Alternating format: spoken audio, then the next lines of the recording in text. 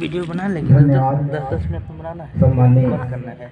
प्रदेश अध्यक्ष महोदय कोया पुण्यम गुणवाना महासभा छत्तीसगढ़, 10-10 मिनट का। हाँ, काटना फिर बनाना, सेव कोया पुण्यम गुणवाना महासभा के सम्मानीय राष्ट्रीय प्रवक्ता, महासभा के मेंटर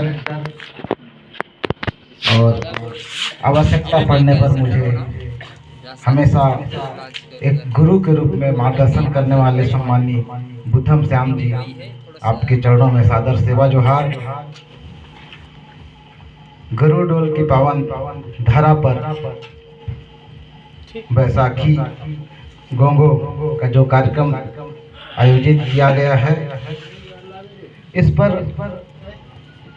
कोया पुण्यम गुणवाना महासभा की राष्ट्रीय स्तर, प्रदेश स्तर, जिले स्तर, संभाग, ग्राम स्तर के जितने भी हमारी कमेटियां हैं, सभी कमेटियों में कार्यरत सभी पदाधिकारियों को, सदस्यों को, सभी के चरणों में मेरा सादर सेवा जोहार।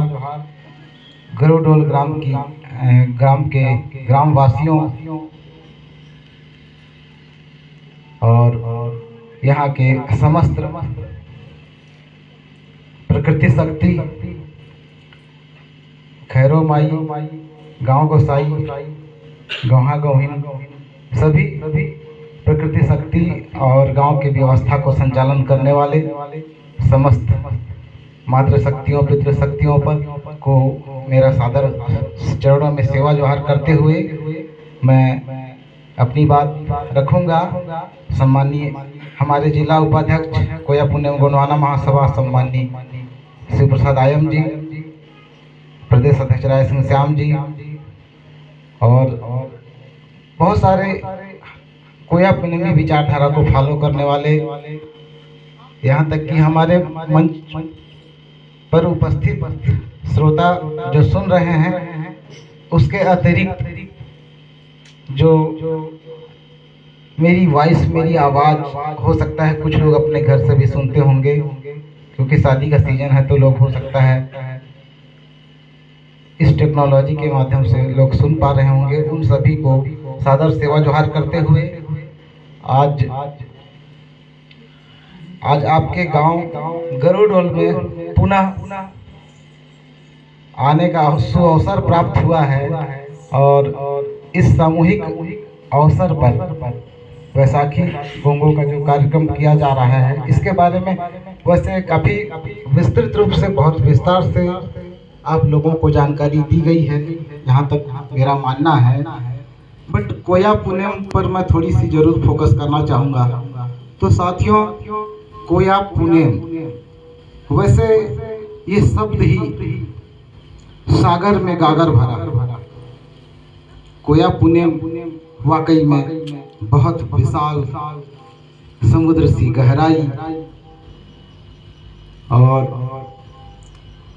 विशालता, व्यापकता, सर्वव्यापकता, यूनिवर्सल, सर्वमान्य इसकी विचारधारा है, जिसे यूं कहें कि बहुत कम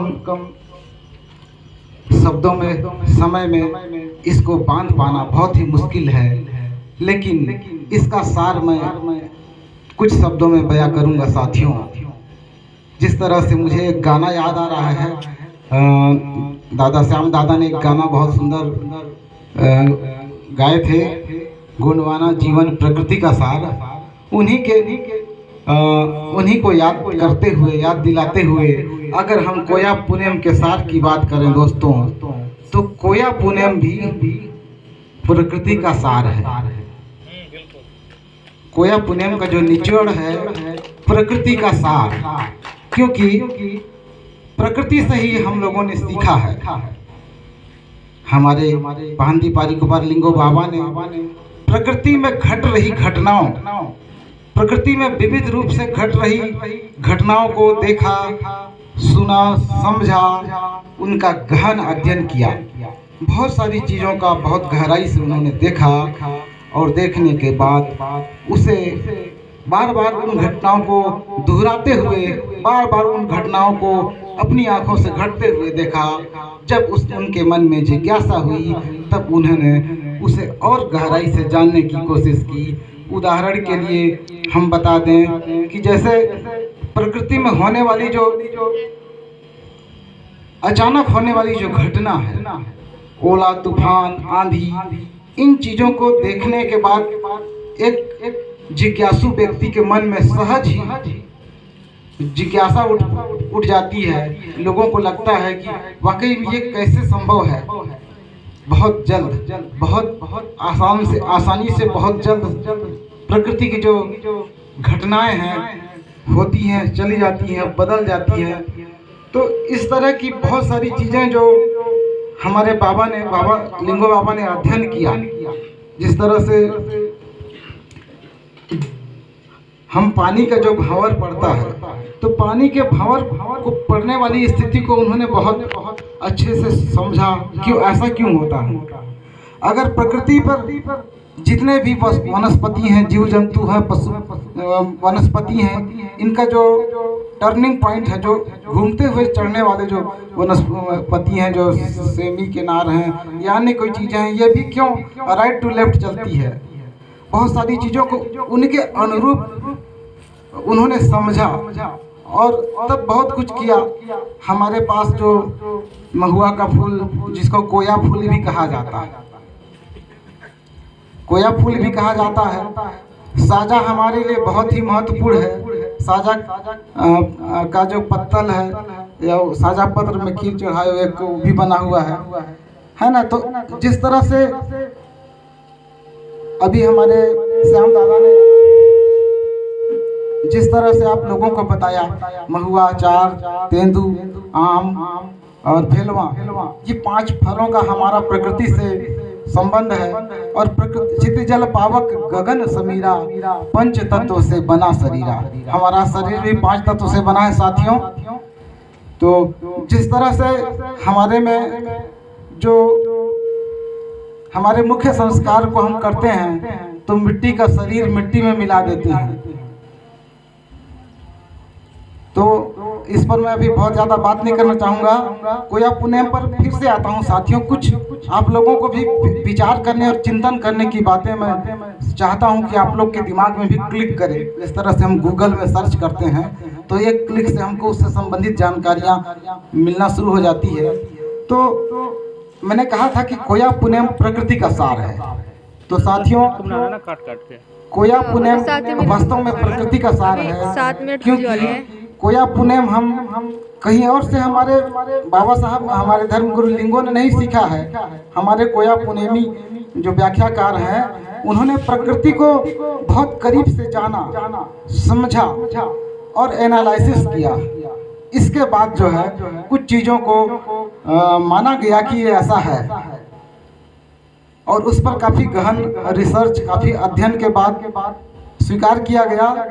आप सभी जानते हैं कि जो हमारी व्यवस्था है, सामाजिक व्यवस्था से जुड़ी हुई सारी चीज़ें हैं, जो कोया पुनः अलग से और भी कुछ नहीं है।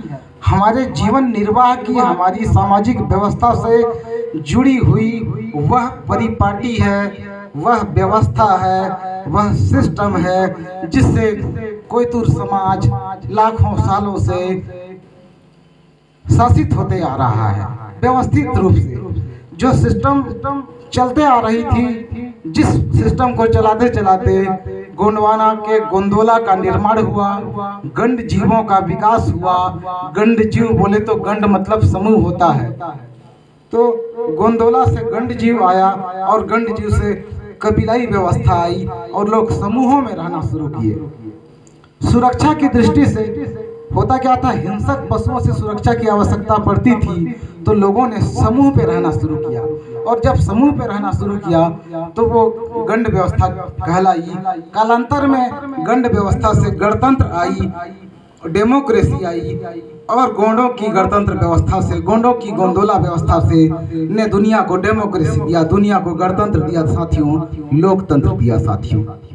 कितनी बड़ी बात है जो हमारी व्यवस्था ने दुनिया को गणतंत्र दिया, लोकतंत्र दिया, जनतंत्र दिया साथियों। तो मैंने पूर्व में कहा था, जो प्रकृति का को सीखना समझना ही कोया पुनः है। अगर कुछ